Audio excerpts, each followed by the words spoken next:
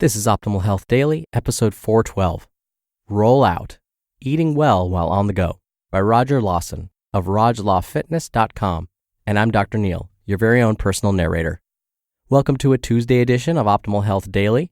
Remember, this is one of 5 podcasts where we read to you from blogs for free so that you don't have to read them yourself, except on Fridays. That's where I like to try and bust myths and where I usually answer your questions. If you want your question answered, come by oldpodcast.com and submit your audio. Or you can always call in your question by dialing 61 I love OHD.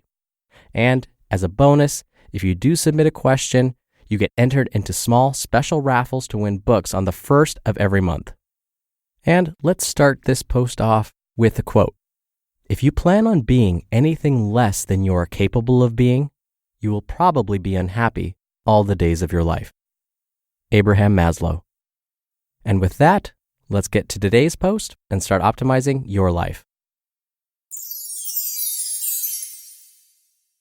Roll Out, Eating Well While on the Go, by Roger Lawson of rajlawfitness.com. I got a story to tell. Back when I was in college, I had what could be considered the holy grail of on-campus jobs, circulation assistant. This is just a fancy way of saying that when you wanted to check out tomes of sacred knowledge and wisdom from the library, you had to come see this guy first. Not only did this position allow me to meet some pretty cool people, but it gave me some time to catch up on some pretty epic reading, one of my favorites being You Are Going to Prison, which made sure that I never went. Another perk was that we had a fridge in the back. This was around the time that I started gobbling up everything that I could related to nutrition and fitness. And one of the first dogmatic principles spoken down from the heavens is that you must eat every 2 to 3 hours, or else you are forever banished to the land o' fatness. Please note the sarcasm in my voice. You do not need to eat every 2 to 3 hours to achieve your body composition goals. Clearly, this scared me to death at this point in my life, so I suited up. I cooked up my chicken breast, I steamed up my veggies, forget bagging up my protein, I brought the whole dang tub. And while we're at it, why the heck should I use a shaker bottle to make them when I can annoy everyone and bring the entire blender to work? It hurts me to say it, folks, but I was that dude. If you saw me walking around campus during those bleak days, you would have thought that I was going to war with my huge bag filled to the brim with food rations, electronic gadgets, and clanking bottles of ridiculousness, all for a 4-hour shift. Right idea, wrong application. I will say this about those days. I was pretty lean, only because having all those meals handy kept me from walking over to the student union and snatching ice cream pops and french fries right out of the mouths of hungry children and scarfing them down with reckless abandon. But I went about the process all wrong and made it a lot more difficult than it needed to be. Tip number 1, prepare 1 or 2-ish meals. Preparing meals in advance can go a long way towards keeping you out of the gas station food aisle lurking for inglorious foodstuffs. I call these my in-case stuff happens meals. If you know you're going to be away from home base for a significant amount of time, it would be silly and more expensive to venture into the world and just leave your food choices to chance. This is one of the most practical and easily implementable tips you'll find, but many don't like to do it because it takes planning in advance. Do you remember, hopefully, long ago when your parents used to ask you if you had to go to the bathroom before you all left the house? Of course, the answer was no. Until 10 minutes later, you were screaming for them to pull over because you drowned everyone in the car. It's kind of like that, because you'll be pissed at yourself for not taking the time to prep some meals after you find yourself eating the same crappy meals day in and day out instead of solving the issue before it became a problem. Most workplaces these days have a fridge that you can store your most perishable food in, so make sure to take advantage of this. If this isn't the case, you could also buy one of those precious lunch boxes that can hold an ice pack inside and keep your meats and such cool. I recommend going for the Sailor Moon lunchbox. Tip number 2, when in doubt, go for protein. It's hard to go wrong with this recommendation. Protein is the most satiating macronutrient around town and will help keep hunger at bay longer than the other macronutrients, in isolation, of course. Every Sunday I'm away for home for a good 12 hours. So I like to cook up some burgers and veggies and take them to work with me and crush them about halfway through my shift to keep myself satisfied for the next 6 hours or so. Tip number 3, shake it up. I love protein shakes like Donald Trump loves money. When I know I'm going to be on the go for a while, they are the road dogs of my tummy satisfaction. Plus, they're pretty simple to make. Here's a good guide to go by in terms of getting the most bang for your buck. 1. Base liquid. Water or milk. The less water, the thicker the shake. You can add ice to sass it up. 2. Protein. Casein or a casein whey blend. The more scoops, the more protein you will have and the thicker it'll be. 3. Fruit. Blueberries, strawberries, bananas, apples, etc. Pretty much whatever fruits fit your taste desires. And 4. Extras like veggies, nuts, and olive oil. Yeah, I've gone the olive oil route before. Fun times. I like to drop a good 2 to 3 scoops and 1 pound of strawberries and blueberries. All the protein plus the carbs and fiber from the fruit help stave off hunger and sidestep the problem that most liquid nutrition runs into. It runs right through you with not much long-term satiation. Tip number 4. Fend for yourself.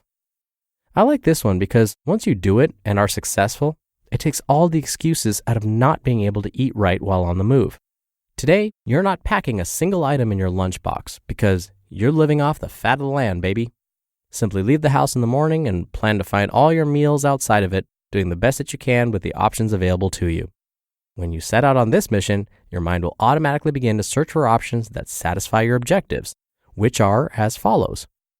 1. Contains mostly protein. 2. Is minimally processed. 3. Has some fiber in it. 4. Grew out of the ground or something growing from the ground. And 5. Some dude in a lab didn't make it. Surely there are foods out there that meet these requirements. Cooked rotisserie chicken at the grocery store? Check. Slightly bruised banana on the counter at the gas station next to the honey buns? Check. Baked potato from Wendy's? Check. I'm not part of the food Gestapo, so I realize that some other food is gonna make its way into your mouth, and that's completely fine. The goal here is to make the bulk of your intake meet the above requirements and to not sweat the small stuff. Some Cinnabon sticks won't kill you, but I might if you don't let me have a bite. Ha, just kidding. But seriously, can I have a bite? You just listened to the post titled, Roll Out, Eating Well While on the Go, by Roger Lawson of RajLawFitness.com. You know I've been preaching about planning meals on this show since, the beginning of time. I believe that's one of the most effective ways to eat regular, balanced meals. The one thing I'll mention are protein shakes, because Roger did spend some time talking about those. The one thing I want to remind you about protein shakes is just be careful about the brand. You want to make sure that what you're purchasing is of quality, like there's no impurities in there, like lead or plutonium. True story. And sadly, some supplement manufacturers slip in a little anabolic steroids in their protein mix. So again, I want you to be careful. A great website, a great resource to use is consumerlab.com. What they do is they're an independent company and they go in and test supplements for quality. Now, the website does require a subscription. I think it's around $24 a year or $2 a month, which is well worth it. If you happen to be a student at a medium to large size university, chances are your library already subscribes to their website. I know where I teach at Bastyr University, my students have access to it. And the other thing I'll say about protein shakes is I don't mind when folks use them occasionally. I don't like it when folks use them as kind of their crutch. It's something they like to use every single time they do a workout. And that's because we're learning our bodies typically digest and absorb real food better than manufactured food. And so I like that Roger mentioned that he uses protein shakes kind of just in case. And once again, before I go, if you want to possibly hear your question being answered right here on the show, plus be in special bonus raffles, come by oldpodcast.com to submit your audio. Or you can do it the old-fashioned way and call in your question. The number is 61 I love OHD. All right, that's it for today. Thank you for listening. Thank you for being a subscriber to the show. Hope you have a great rest of your Tuesday, and I'll see you here tomorrow where your optimal life awaits.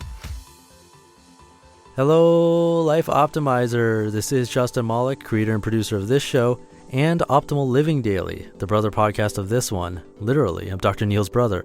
If you like the format of this show, you'll love Optimal Living Daily too, where I also read to you from blogs, but cover other topics like personal development, finance, and minimalism from bloggers like Derek Sivers, The Minimalists, Zen Habits, and many more. So for more amazing content read to you for free, come subscribe to Optimal Living Daily too, and together we'll optimize your life. You've been listening to Optimal Health Daily. Be sure to hit the subscribe button to stay up to date on each new episode, and head to oldpodcast.com.